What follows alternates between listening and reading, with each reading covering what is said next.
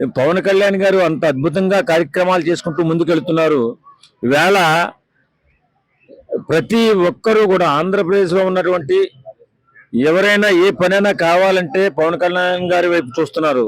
పవన్ కళ్యాణ్ గారితో చెప్తే ఆ పని అయిపోతుంది అన్నట్టుగా అందరూ కూడా అనుకుంటున్నారు. ఎందుకు ఏ పనినైనా రోజుల్లో చేసేస్తున్నాడు అతను.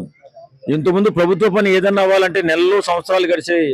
అలాంటి 1-2 రోజుల్లోనూ ఏదన్నా ఒక పని అప్పగిస్తే ఆ పని చేసి పెట్టేటటువంటి రాజకీయ నాయకుడు మన పవన్ కళ్యాణ్ గారు.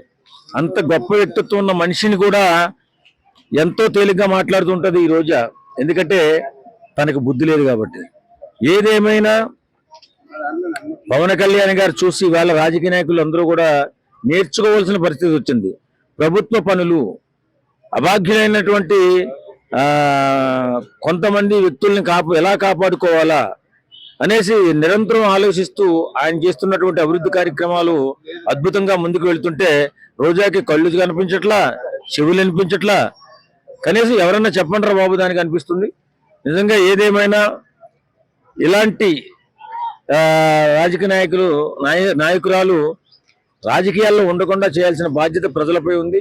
ఎందుకంటే ఇలా తన్ను చూసి ఇంకొందరు నేర్చుకుని రాష్ట్రాన్ని నాశనం చేయడానికి ప్రయత్నం చేస్తారు. కాబట్టి ఇలాంటి వ్యక్తిని మనం నమ్మకూడదు.